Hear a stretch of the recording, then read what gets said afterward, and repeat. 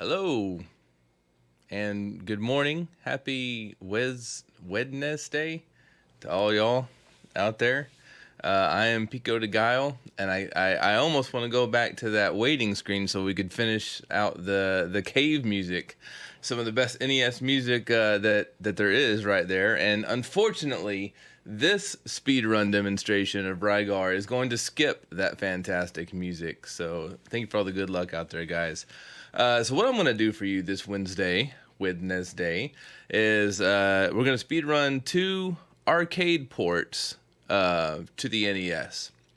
Now, these arcade translations, took some liberties with how they interpreted the game for the Nintendo, and we're really glad that they did because we have this gem in Rygar, and then Russian Attack is also much improved from the arcade game, and that'll be coming up next. But maybe you've seen a speedrun of Rygar before. This one's going to be a little bit different, okay? So most runners, maybe 95% of runs are all done on the NTSC cartridge of Rygar. But there are some PAL exclusive speedruns strats where you get to go out of bounds and all that good stuff, and that's what we're going to be demonstrating today. Oh, your game feed's frozen. Okay, so we're going to be demonstrating all of the PAL exclusive speedrun strats, which are pretty wild. They're pretty game breaking. The game is pretty janky. We're accomplishing this speed run. So I'm in North America, United States, Texas, but I do have a PAL NES console with an EverDrive in it, and so we're playing the PAL version on original hardware as much as I kind of can, and yeah, looking forward to get started with this. There are a couple of risk factors.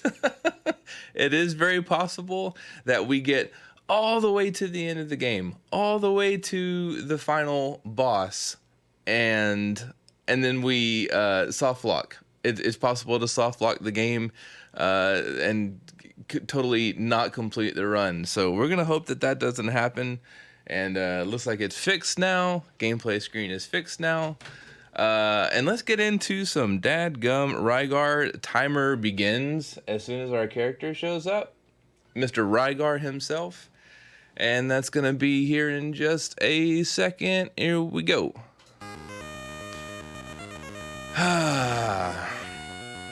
That sunset right there, as a kid, had me absolutely mesmerized. It's like, wow, this is a world that I want to be in. It is beautiful. To me, I think that it is as atmospheric as Metroid or some of the other more popular games. One of the PAL differences, there's two of them that you might notice right off the bat. One is the music is kind of tuned down a little bit, and that's because it's running at 50 frames a second as opposed to 60. So it is the NTSC music just slowed down a bit so that it just sounds a little bit different. Another thing that you might notice is that Rygar's jumps are super floaty. He just hangs in the air for much longer than he does in the NTSC version, which allows us to jump some bigger gaps.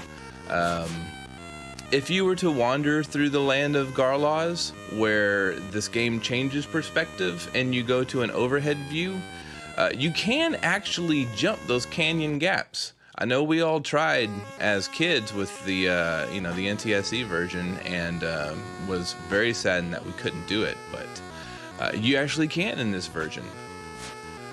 And the first thing that we're going to do is go get the ever important grappling hook from one of the Endora gods. The Endora gods are responsible for this beautiful landscape that we see in this game, and he lives right in this little hole right here. So we're gonna go get the grappling hook. Hey, God. And here is our first PAL exclusive glitch. and it is going right through that wall into this grassland where these Hyokings are trying to bulldoze over us. That is their name. I'm not hoking around. Is it too early for cheesy puns? No, I don't think the PAL version is more zoomed out than the NTSC version. Alright, we got a couple of trees here. Knobles, they're called. We're going to safely bypass those and into this little hole that takes us into the land of Ragua Sando, home of the twerking birds, aptly named because of how they how they fly through the air and how they bounce their derriere. Thus they are named the twerking birds. All right, and we've made it past them, and we will enter the land of Lapis, which is coming up. We're gonna take a death abuse here, not losing really any time to the death, but it does refill our health, and we have a couple of more fun tricks coming up. First is a grapple wrap, which hopefully we do right here, and we ascend to the top. It's actually faster than climbing the rope, and it's just swaggier. And speaking of swag, if we can get this off in the first try, that would be really something. This is called the Airwalk. I hope you all have your Air Rygar shoes on, because we are traversing the sky in these little crouch jumps here. And we should be far enough over. My God, I hope so. And we made it. Holy cow, that scared me. That is a long and scary airwalk, but essential, because you can't get to this area of the game without airwalking over there. And this is the very dangerous land of the robots. Hopefully they give us kind, gentle patterns. Oh my God. Look at the amount of robots looking to block my path. Okay, we made it. That was scary. That was scary. So we have a left jump to make there. And you see, we are breaking the game. We are doing all kinds of things going on here. There is one problem. We are much further along in the game than we should be. And we have done absolutely zero beefing up to prepare ourselves for the later enemies in the game, and they are quite strong. And so what we're doing here is taking a not so brief pause in order to grind on these Rolfers. And you heard that right. I don't know how else to say that. So we're looking to get really beefed up so that our attacks do way more damage, and we're going to need that damage when it comes to the final couple of bosses here. We're going to see the final two bosses, but we're really only going to battle one. And for those who haven't played Rygar, oh man, it's such a cool experience. You have this really unique weapon called the disc armor, which is kind of like a shield yo-yo that just blasts things. It blasts things in front of you, and it always comes back to you, and you just feel really cool swinging it along. I think it's one of the coolest NES weapons. Wow. What we're banking on here is some drops. You might see that these guys drop little stars for us, and those stars actually act like power-ups. Rygar is adventure platforming game, yes, but it also has elements of an RPG in it. So like I said, we are leveling up.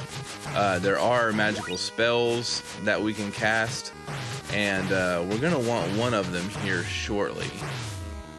Let's see if we have, okay, so we have enough of those little white bars right there, those little tic tacs that we can use attack and assail on the upcoming boss. So let's go visit the last two bosses. First up is Belvedere. His real name is Belzar, but it's fun to call him Belvedere.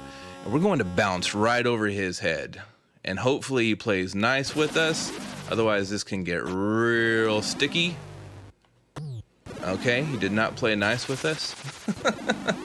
So let's get back over here. And we're in the wall. And we're up the wall. Get ready for this. And we're into a world that we should not be in. We are now glitched above the boss, and we're going to continue to go up. And this is the fun of Nintendo games. We're going to crouch right here, take a jump, come to the right, and then we're going to go on this screen. Don't ask me to do that again. And now, here's the final boss, Rygar. If you can see him through all of the glitched mess right there, and we are using the magical power of attack and assail to go right through his butterflies. Oh my gosh, there's a very limited number of butterflies that he can throw, and I think he's done. Oh my god, we have 1 hit point left. Okay, so we're gonna stop talking. Well, we're gonna stop dancing around his butterflies. His deadly volley of butterflies is now over, and we are free to waylay on him with our disc armor. Timer ends when he blasts into pieces, and we open the door of peace, which should be happening momentarily. Poor Rygar doesn't stand a chance. And there it is.